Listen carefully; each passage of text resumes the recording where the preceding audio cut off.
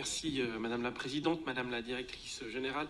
Le journalisme joue un rôle majeur dans les démocraties et il est confronté, comme d'autres secteurs, aux innovations technologiques. Fin 2023, le groupe de presse EBRA, détenteur entre autres des quotidiens régionaux L'Est républicain et Vosges Matin, a annoncé l'expérimentation de l'intelligence artificielle pour la relecture et la correction d'articles de correspondants locaux.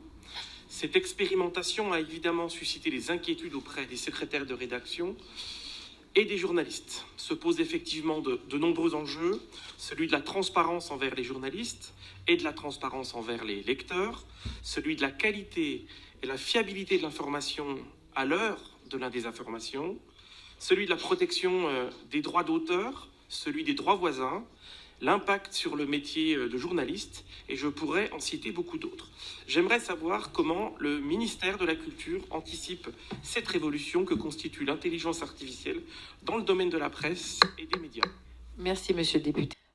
Sur l'intelligence artificielle dans les médias, peut-être pour vous dire que l'utilisation de l'intelligence artificielle n'est pas nouvelle, même si là on a un essor lié au récent progrès de l'intelligence artificielle générative. L'IA, c'est à la fois une source d'opportunité et une source de risque, donc il faut bien considérer les deux sujets.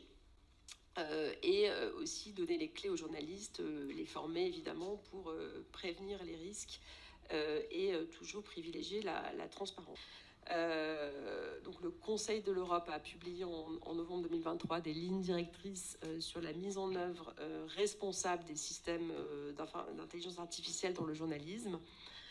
Et puis de nombreux médias aussi s'engagent sur des chartes de l'usage de l'IA. On a des exemples de chartes individuelles. Le Monde, le groupe Les Échos, le Parisien, le Figaro ont des exemples de chartes sur une série d'engagements de l'usage de l'IA, avec des principes directeurs, des principes de transparence et de traçabilité dans l'usage de l'IA. Et puis, bien sûr, on a des initiatives collectives. Donc, la charte de Paris sur l'IA et le journalisme de Reporters sans frontières, publié en novembre 23 aussi. Et puis, le Centre de déontologie journalistique et de médiation qui a publié une recommandation relative à l'IA.